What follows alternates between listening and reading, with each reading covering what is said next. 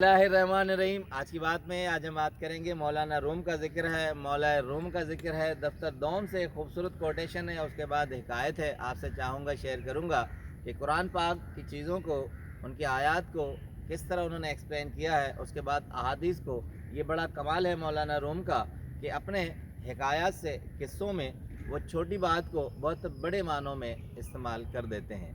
कहते हैं कि एक आदमी ने अपने घर में एक गाय बांध कर रख दी और शेर आया और उस गाय को खा लिया। अब कहते हैं कि रात को वो शख्स, गाय का मालिक, जब आया तो अंधेरा था, रोशनी नहीं थी, तो वो शेर पर हाथ रख कर उसे सहलाने लगा और महसूस होने लगा कि मेरी गाय है। अब मौलाना रूम बहुत कमाल का इससे मफहूम निकालते हैं। कहते हैं कि अगर रोशनी होती और उसे पता चल जाता तो उसका कलेजा फट जाता और वो वहाँ उसकी ताब न ला सकता और वहीं खड़े खड़े गिर जाता। अब यही चीज़ कुरान पाक की आयत को सामने रखकर कहते हैं कि कुरान पाक में है कि अगर हम कुरान पाक पहाड़ों पर नाजिल करते तो पहाड़ का जिगर भी फट जाता और वो रेज़ा रेज़ा हो जाता।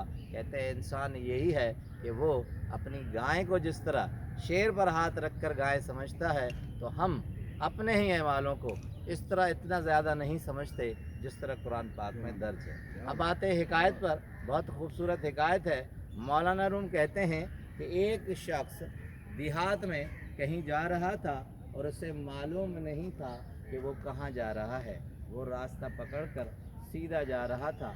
उसने किसी से भी नहीं पूछा कि मेरा रास्ता कहाँ है। अब मौलाना रूम कहते हैं यही ज़िंदगी का रास्ता, अगर हम किताब को अपना गाइड नहीं मानते तो वो उस देहाती का रास्ता है जो रास्ता पकड़ कर जा रहा है और उसे मालूम नहीं है कि वो कहाँ जा रहा है। अब आते हैं एक खूबसूरत हिकायत पर। मौलाना रूम कहते हैं कि ज़िंदगी में आदमी जो करता है, अगर समझता नहीं है तो वो उसकी मानंद है कि वो किसी राह के बगैर, किसी मुर्शिद के बगैर, किसी गाइड के बगैर करता चला जाता है और उसे समझ में नहीं होता कि ज़िंदगी क्या है। अब मौलाना रूम कहते हैं कि अगर आदमी बग़ैर किसी हिदायत के करता रहेगा तो वो इसी एमाल के ताबे रहेगा कि अमल नहीं होगा। अब असल हिकायत की तरफ जो मैं आपको सुनाना चाहता हूँ, कहते हैं कि एक कैद थी, कैद खाना था, जेल था, मगर उसमें एक कैदी था जो दूसरे कैदियों का खाना खा जाता था और उनको कम मिलता था और वो भूखे रहते थे। अब कैदी बड़े परेशान हो गए। उन्होंने उसके वकील से शिकायत की और कहा कि आप काजी को कहें कि ये हमारा खाना खा जाता है, हम जेल में हैं, जितना थोड़ा कुछ मिलता है और वो खा जाता है, हम भूखे रह जाते हैं। वकील ने आगे काजी से शिकायत की कि ये जो है सबका खाना खा जाता है और दूसरे भूखे रह जाते हैं। मौलाना रूम कहते हैं कि एक हदीस है कि सब्र बड़ा हथियार है, आप सब्र से काम लें, अगर सब्र से काम नहीं लेंगे तो तकलीफ़ गुजारेंगे। अब काजी ने फ़ैसला सुना दिया कि इसको सख्त से सख्त सज़ा देकर कैद खाने में रखा जाए, मगर उसके बाद भी उसकी हालत सही नहीं हुई तो उसे कहते हैं कि जंग बदर किया गया, यानी एक घने जंगल में लाया गया और उसे वहाँ रखा गया। अब मौलाना रूम खूबसूरत एक पैगाम हमें देते हैं। कहते हैं यही दुनिया की मिसाल है, हम सोचते नहीं हैं। कहते हैं इंसान के खूबसूरत ख़याल ही उसकी मताए ज़िंदगी हैं।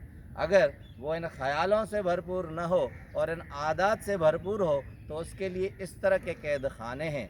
ये दुनिया एक कैद खाना है। हम लज्जत से भरे चीज़ों को ही सब कुछ समझते हैं और हम नहीं समझते कि दूसरों को इन आदत के बिना पर तकालीफ़ होंगी तो हमारा अंजाम ऐसा अंधेरा, ऐसा जंगल और ऐसी सज़ाएं हैं, मगर हम आर्जी खाने को ही सब कुछ समझते हैं। यही कहते हैं दुनिया का दस्तूर है, ये दुनिया कैद खाना है। आप कीमती खानों की तरफ मत जाएं, अगर जाएंगे तो इस तरह की सज़ा मिलेगी। आपका बहुत बहुत शुक्रिया।